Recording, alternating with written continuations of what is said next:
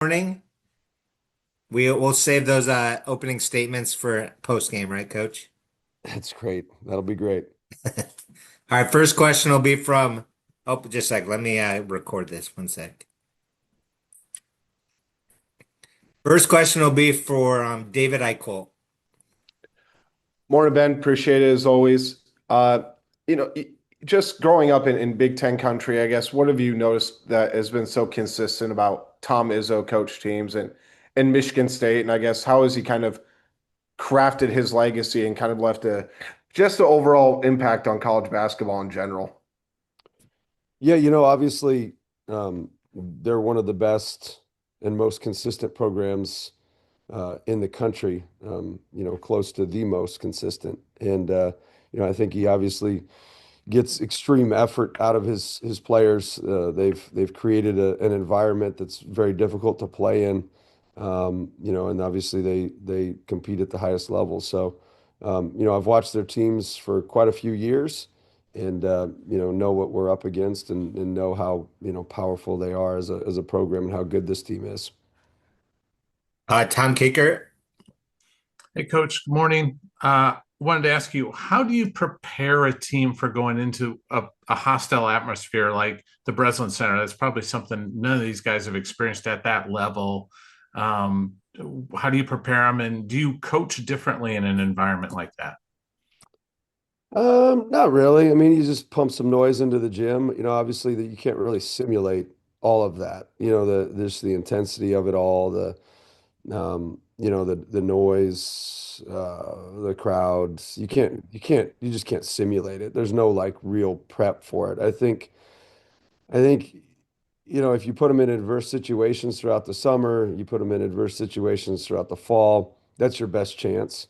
And then kind of go in, and you can't really overthink it. I mean, you're either going to win or you're going to lose. And um, hopefully you can compete and fight and do those things that we've done throughout the years. And it'll be a good chance to challenge ourselves and a good learning experience.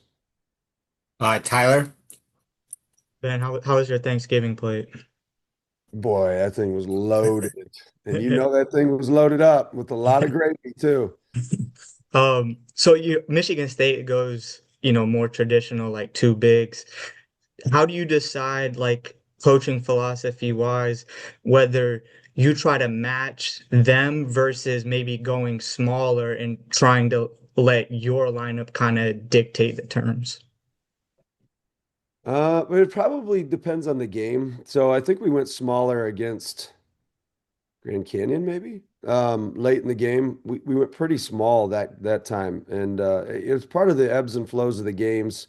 Who's playing at a high level at the time, who can handle the physicality, and if smaller guys can handle the physicality, then we'll play shorter guys, and if it's the opposite, then we'll play the opposite. It really just depends on the game and the scenarios. I don't really go into the game over processing that piece of it, trying to create matchups and stuff like that. Obviously with a true five, that does allow you to play Trevin a little bit more, which he's obviously a good matchup and a good passer and all that stuff. So we haven't really, I guess, thought through that a whole lot. We usually do that mid game.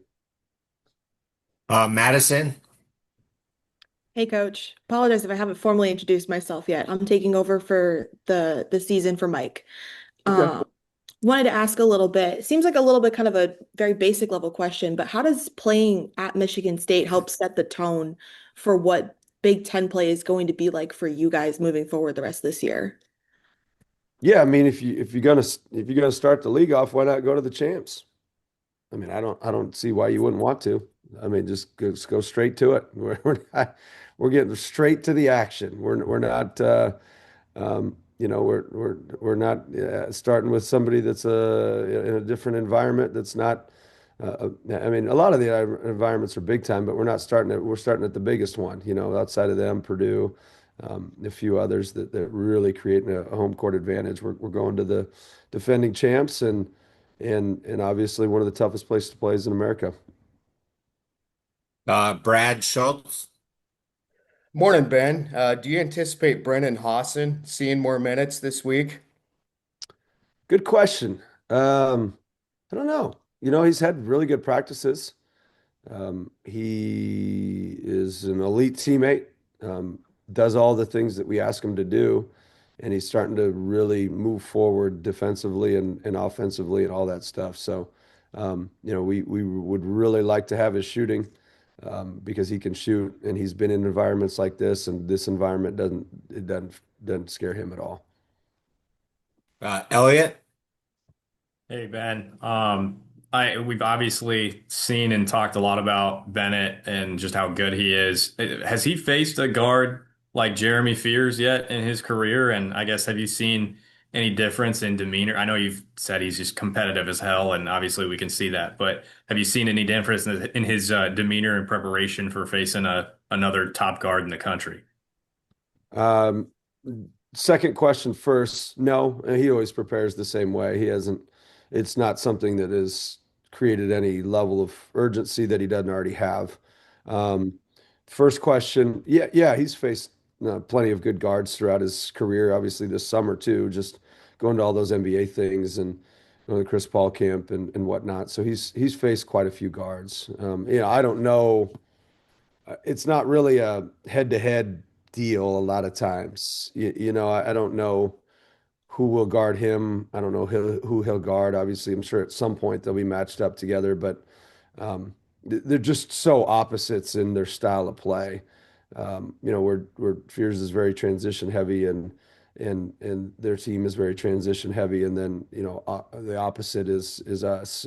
We don't necessarily shy away from transition, but we just don't get as many opportunities. So, he's not kicking ahead to Cohen Carr to shatter the backboard, but they're both good in what they in their respective ways. Tom? And how important will rebounding be in this game? Because they're out rebounding their opponents by 12, I think, and they face some pretty good competition. How important will that be in terms of a stat for you to monitor during the game? Yeah, I mean, it'll be, I don't know if it's necessarily that we monitor, but it's something that you prepare for consistently. I think that's the Big Ten, though, as a whole. I think I mean, probably your top five teams are top 10, 15 in the country in rebounding most years. It's particularly offensive rebounding. And they're the ones that probably started it all. And so then, I think Illinois was the number one team last year, maybe, offensive rebounding wise. And then, obviously Purdue's a monster on the offensive glass. And now you got Maryland in here that's like they're just all good. Michigan, I mean, everybody's good defense or offensive rebounding. So it's not even just Michigan State. It's everyone, but specifically them because that's who we're playing next. David? Ben, what's your philosophy and kind of coaching process about if a guy struggles for a couple games, he can play that much better. He's fought through adversity through his career. I guess how do you kind of approach going into a game like a Michigan State, for example? Do you try to give him a couple early buckets? Do you talk to him before the game, or do you say, "Hey, I know you can do it. I trust you," and just put him out there? It depends. So everything is like every scenario is completely different than the next. And so it probably depends on the person. It depends on their practice habits. It depends on, how much trust they've earned through their practice habits. And so a lot of it is kind of a trust thing of, Isaiah Howard, if he has an off couple games, I mean, he's one of two that are by far and away our best practice players, meaning he is ready every day and competes at a high level. So he's created confidence and he's created some trust in that when you throw him out there, that he is going to be ready. Now, will he have the one game where he had three turnovers in a row in the first? Yeah, he might do that every once in a while, but it's not because he wasn't ready to go. That has nothing to do with it. And so for me, the biggest factor that we have is how are you practicing? How ready are you consistently with those habits? It's probably twofold. There's a talent piece that's very important, and then there's a dependability piece. And I actually told this to our guys yesterday. The more talent you have, the less dependable you technically have to be. But if you have a lot of talent and you're really, really dependable, now you're a star, right? And so if you have less talent, you need to be even more dependable throughout. And so it kind of ebbs and flows like that. So adding those two together add to the trust that you have in a player and their ability to come back from, maybe a bad game or whatever and try to build that trust back. I think final question, Coach, will be from Tyler. Oh, it better be a good one, Tyler. Oh man, that's a lot of pressure. You might get asked like a three-part question or something. Ask everybody else, like, what do they want to ask? Nah, nah. So I know you're someone that loves like practice and the intensity of it. How do you balance that like during the season when there's like guys are obviously playing heavy minutes, you're playing multiple games in a week. How do you balance like trying to get what you want out of practice during the season, but also knowing that they're kind of taking on a heavy workload with games? You know, um, we probably don't back off as much as most people do. What we try to do is we still practice, like we're still practicing. We're playing 5-on-5, we're scrimmaging, all of that, and we'll do that all the way till like in D2, we do it all the way to the national title game. We do it the day before the national title game. Um, what I found is if we go shorter but still intense, that's helpful. If guys log heavy minutes, maybe you have a couple guys that played heavy minutes, you might sit them off a little bit longer, but it won't be the whole group. It's kind of the deal of there was something somebody sent me, oh, it'd been a day ago or so. Kirby Smart was talking about Georgia and their practices or something like that. And he talked about, worrying about fatigue or injuries or anything like that. And he's like, well, it's kind of part of the game. They're either going to do it or they're not. And so we don't get too overly concerned with it. We do monitor, our strength coach monitors their loads and all that stuff. So we're well aware of those things. But yeah, the thing that I found, players get emotionally tired a lot quicker than they get physically tired. And so a lot of it is the emotion of going to Michigan State, and then the emotion of playing Maryland, and then the emotion of playing Iowa State. That emotional toll is fatiguing beyond belief. The physical toll isn't that bad. And so you've kind of got to marry those two together, and there's a lot of feel involved in it. So I'll give you a long answer since it was the last one. I appreciate it. You're welcome. All Tyler, right, very good. Thank you, Coach. is everybody going to the Breslin Center? We have a couple going. Okay. Didn't know if they were scared. They're not. They will be there to, yes. Making sure. All All right. right. Thanks, Coach. All right. See you guys.